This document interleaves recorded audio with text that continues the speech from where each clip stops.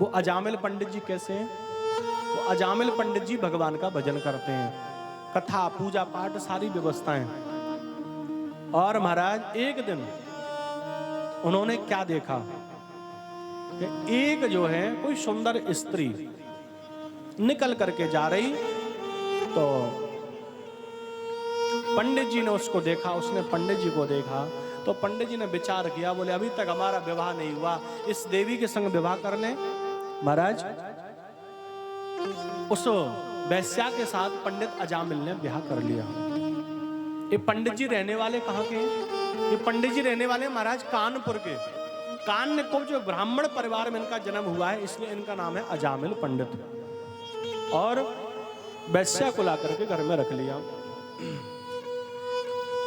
सुबह उठ करके पंडित जी पूजा पाठ करने लगे, तो वैश्या आई, उसने कहा, बोले महाराज क्या कर रहे हो? बोले पूजा। बोले किसकी? बोले भगवान की। बोले इससे क्या होगा? बोले भगवान मिलेंगे। बोले महाराज मुझे भगवान नहीं चाहिए। देवी क्या चाहिए? बोले मुझे तो बढ़िया बढ़िया गरम गरम हरा पीरा नोट चाहिए, धन चाहिए महाराज। बोले देवी रुक तो जाओ, पूजा पाठ करने दो, फिर कमाने जाएंगे। बोले नहीं महाराज, उस वैश्या ने धर्म ग्रंथों की पोटली बांध दी, और पोटली बांध करके टाण पे पटक दी, और पंडित जी को धक्के दे करके निकाल दिया। बोले जाओ धन कमा करके लाओ। अब आप विचार करो, सीधा साधा भगवान का भक्त वो अजामिल पंडित कुसंग में आने से, गलत व्यक्ति की संगत में आने से आज इतना लाचार हो गया कि धन कमाने के लिए उसको चोरियां करनी पड़ी। और जब चोरियां करनी पड़ी तो उसका नाम हो गया डाकू अजामिल। पंडित अजामिल से डाकू बन गया महाराज।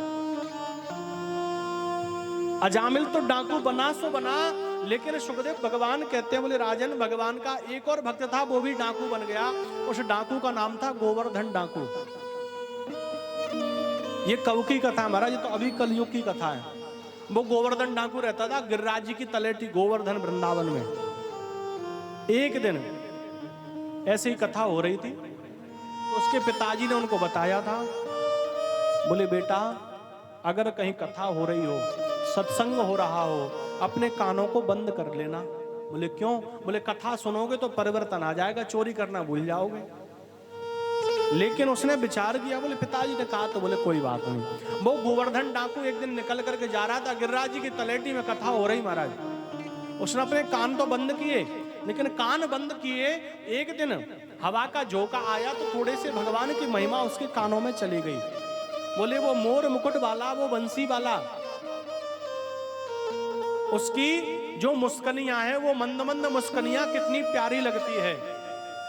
तेरी मंद मंद मुस्कनियां पे जाऊं बलिहार साबरे। इतना प्यारा महाराज भाव जब व्यास जी ने गाया, तो व्यास जी कहते हैं, बोले सुनो उसकी अलकावली बड़ी प्यारी है, उसका मुखमंडल बड़ा बड़ा सोना लगता है महाराज, और उसके गले में बोले सुंदर सोने की हार, हीरे मोती जवाहरात।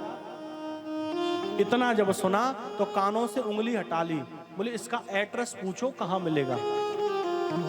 व्यास जी ने कथा में कह दिया, बोले इतना सोना पहनने वाला वो भगवान हमारा बिहारी जी है। बोले कहां रहता? बोले वृंदावन में। अब तो महाराज उसको रुचि बढ़ गई, बोले इतना कोई धनिक व्यक्ति मिल जाए तो बोले एक ही बार में चोरी करके महीना भर की छुट्टी हो जाए। सो महाराज सब पूरी पब्लिक तो कथा सुन करके चली गई, और वो गया व्यास जी के पास, और व्यास जी से कहता, बोले महाराज, बोले सुनो भैया बताओ। बोले महाराज आप कह रहे थे कोई मोर मुकुट बंसी वाला, हीरे जवाहरात सोना चांदी पहनने वाला, महाराज उसका पता तो बताओ। अरे बोले भैया पता बताने की जरूरत नहीं, वृंदावन जाओ, वहां किसी से भी पूछना कि बिहारी जी कहाँ रहते हैं, वो बता देंगे। अच्छा बोले महाराज कितना सोना है उनके पास? बोले महाराज नदोला के नदोला बड़े प्रेम से बोलो राधे राधे। हाँ अभी आपने सुना होगा बिहारी जी का खजाना खुला था। सरकार कुछ भी कर सकती है, लेकिन भगवान के खजाने को कोई पाना सहज की बात नहीं है। महाराज खजाना पूरा खाली, एक सांप का बच्चा निकला, प्रेम से बोलो राधे राधे, कुछ नहीं मिला। तो जब उससे कहा क्या, बोले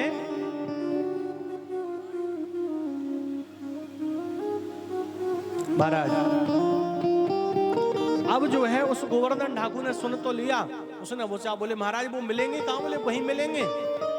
उसने सोचा कोई साधारण बालक होगा, कोई राजा होगा, सेठ होगा। सो महाराज गोवर्धन डाकू चल आया और चल आकर के उसने पूछा, बोले बिहारी जी कहाँ रहते हैं? और बिहारी जी को पूछ करके जैसे उसने बिहारी जी को देखा और देख करके महाराज भगवान की मंद मंद मुस्कानिया पे बलिहार हो गया और भगवान का सुंदर भाव गाने लग गया। तेरी मंद मंद मुस्कानिया पे, तेरी मधुर मधुर मुस्कान